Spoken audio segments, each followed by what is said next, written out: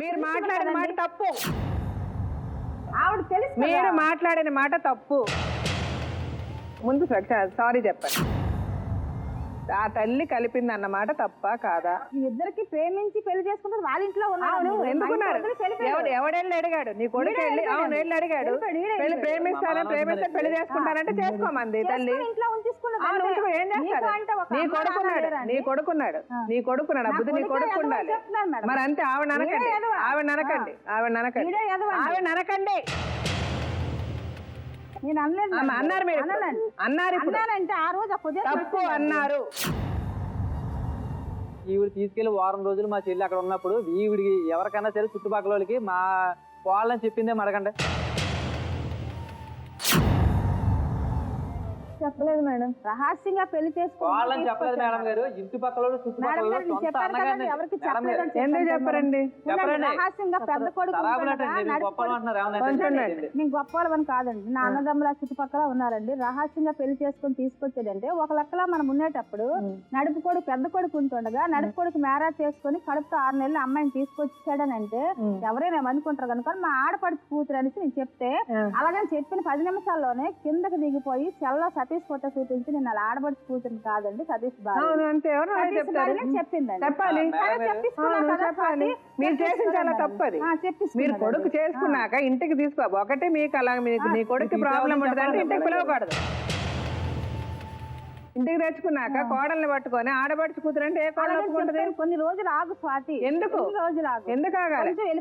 ఎందుకు ఆగాలి? నేను చెప్పాను మేడం, ఎప్పుడైనా చెప్పాల్సిందే కదా. చెప్పేసిన తర్వాత అందరూ అన్నారు ఏం కాదు నీ కోడలాట కదంటే సరే మా కోడలని మరి ఏం చేస్తానని చెప్పేసి మరి ఊరుకునిపోయాను మేడం. మరి ఇంక నేనేం అనలేదు. ఇంకా చెప్పేసాను మేడం.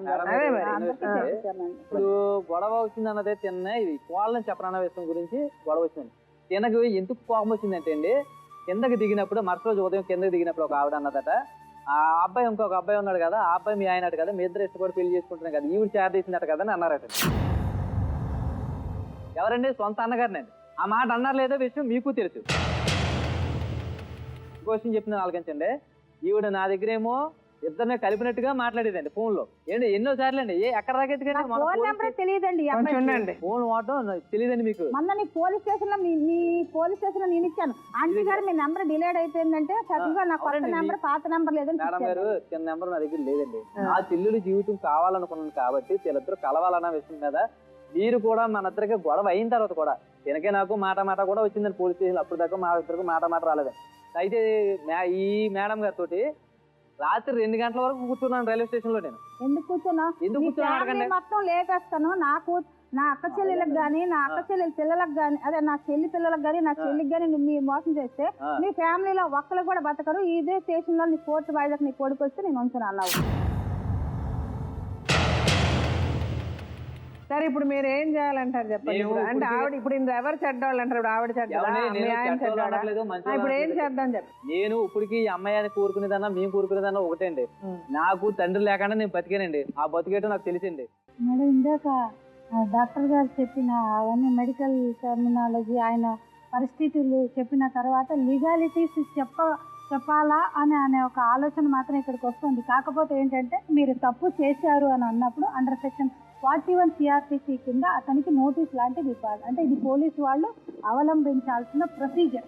ఎప్పుడైనా FIR బుక్ చేసిన తర్వాత 2 వీక్స్ లోపల ఆయనకు నోటీస్ లాంటిది ఇచ్చి దానికి తగిన రీజన్స్ చెప్పండి, కారణాలు చెప్పండి, మీరు ఈ తప్పు చేశారా మీ భార్య పట్ల అని చెప్పేసి ఆ నోటీస్ వాళ్ళు అందుకున్న తర్వాత ఆ రీజన్స్కి వాళ్ళు సాటిస్ఫై కాకపోతే వాళ్ళు ఒకవేళ విట్నెస్లని ట్యాంపరింగ్ అంటే విట్నెస్లని ఏదైనా ప్రభావితం చేస్తే అప్పుడు వాళ్ళని అరెస్ట్ చేయాలి.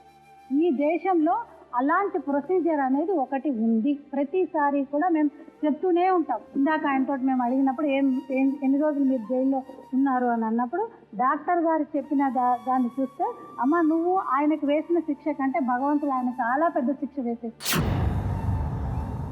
కనుక ఆ శిక్ష నుంచి అయితే తప్పించుకోలేము కదా. ఇప్పుడు అంటే భగవంతుడి దయ వల్ల ఆయనకు ఆయుష్ ఇవ్వాలనే కోరుకుంటాం మేమందరం. కానీ ఒకవేళ ఈ ట్రయల్ స్టార్ట్ అయ్యే లోపల అనుకోనిది ఏదన్నా జరిగితే అది ఆయనతోటే అదైపోతుంది. కానీ సెకండ్ వాళ్ళ అమ్మగారి మీద సేమ్ కేసు కంటిన్యూ అయిపోతున్నాయి. అంటే ఎందుకు ఎంతసేపు అంటే ఈ కేసు ఉన్నంతసేపు కూడా ఆ అమ్మాయి ఆ కొడుకుకి ఏమైనా కూడా ఆవిడ మాత్రం కోర్టుకు వెళ్ళాల్సిన అవసరమే ఉంది. ఇంకోటి ఇందాక 1,50,000 2 లక్షలు అంటే ఇది జనరల్గా మేము చెప్పాల్సింది ఏంటంటే దానికి ఎప్పుడైనా కూడా కోర్టు ఏమంటుంది, ఎవిడెన్స్ చూపించండి, మీకు ఆ 1,50,000 ఎక్కడి నుంచి వచ్చింది అంటే మేము తండ్రికి ఇచ్చాము, పక్క వాళ్ళకి ఇచ్చాము, వాళ్ళకి ఇచ్చామని అంటే అలాంటి మీరు రాంగ్ స్టేట్మెంట్స్ ఇవ్వడం మూలాన ఈ 498 ఏదైతే పర్పస్ తోటి ఆడవాళ్లకు వాళ్ళకి హెల్ప్ చేయాలి అనే ఒక పర్పస్ తోటి వచ్చిన ఈ యాక్ట్ అంతా కూడా మేము 1,50,000 ఇచ్చాము, 2 లక్షలు ఇచ్చామంటే మీ కంప్లైంట్లోనే ఒక చోట 2 లక్షలు అని రాశారు, ఒక చోట 3 లక్షలు అని రాశారు, 1,50,000 ఆల్రెడీ ఇచ్చేసామని రాశారు. అంటే ఇంత డిఫరెన్సెస్ అన్ని కూడా ఎందుకు వస్తాయంటే చెప్పేటప్పుడైనా ఏదైనా కూడా నిజం అనేది మాత్రం లాస్ట్కి నిలబడే అవకాశాలు ఉన్నాయి. ఇవన్నీ ఏటుపక్క నుంచినా కూడా ఫస్ట్ మాత్రం ఆ సెక్షన్ ఏదైతే ఉందో వాళ్ళిద్దరికీ కూడా బాధ కలిగించే సెక్షన్ కనుక అది మాత్రం మీరు ఇప్పుడు ఇమీడియట్గా ఆలోచించి ఆ స్టెప్ మాత్రం తీసుకుంటే ఫర్దర్గా మెడిసిన్స్ దానికంటే కూడా మీరు ఆయన ఆ కేసు ఎప్పుడైతే విత్డ్రా చేసుకోవడం లాంటివి జరుగుతుందో మేబీ ఆయనకు హెల్ప్ఫుల్ అవుతుందేమో అని అనిపిస్తుంది. Emotional relief sir. ఎందుకంటే డాక్టర్ గారు ఇందాక చెప్పిన ఆయన రిలీఫ్ గురించే వాడు ఆలోచిస్తున్నారు. వాడు రిలీఫ్ అన్నది ఇప్పుడు వాళ్ళ కన్సర్న్ ఆయనకి రిలీఫ్ ఇవ్వాలన్నది కాదుగా,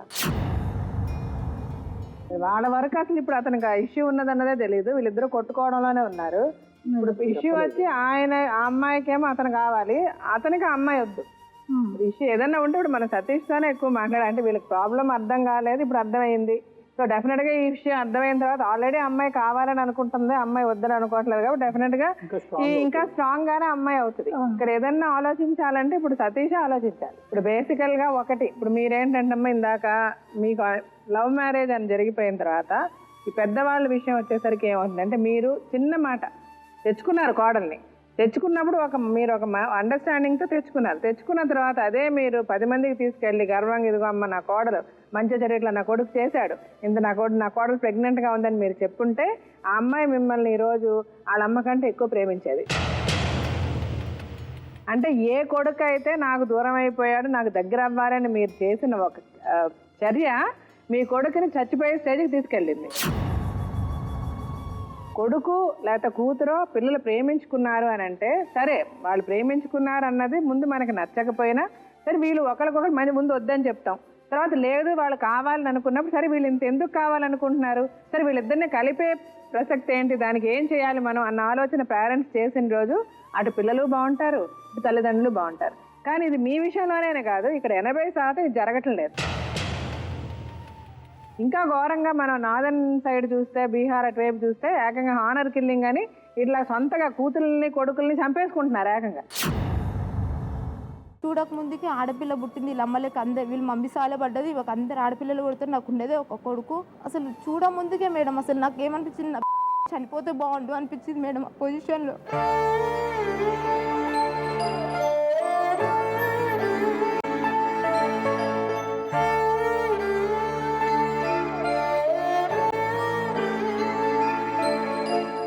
కొట్టి అసలు ఎట్లా అసలు నాకు స్పృహనే లేకుండా మేడం, ఒకసారి కొడితే మాత్రం స్టిచ్చింగ్లోకి బ్లడ్ వచ్చింది మేడం.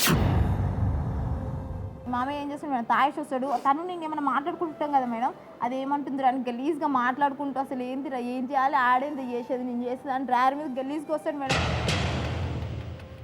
అంటే మీ మామగారు అట్లా మాట్లాడతారా మీతో? నేను ఉంటే టాయిలెట్ పోస్తాడు మేడం, నా ముందే టాయిలెట్ పోస్తాడు మేడం. మా మామ డ్రైవర్ మీద వస్తాడు చేతులు వస్తాడు మేడం.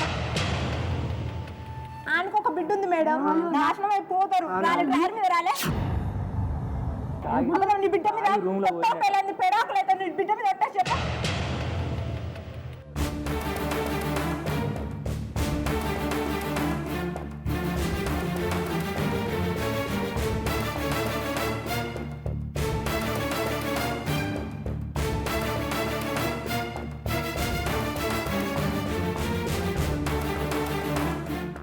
ఏం కావాలో తెలియదు మీకు, ఏం వద్దో తెలియదు మీకు. అంత పనికిరాని అయినప్పుడు అసలు ఎందుకు సంసారం చేయాలి, ఎందుకు పిల్లల్ని కానాలి? అంత పనికిరాని కుటుంబం అయినప్పుడు ఎందుకు వెళ్ళాలి ఆ కుటుంబంలో? మీ ఆయన తాగితే మీ ఆయన ఏం చేస్తాడో మీకు తెలియదు. తెలియనప్పుడు ఆ పిల్లని ఇంట్లో పెట్టుకోవడం ఎంతవరకు కరెక్ట్ మీరు?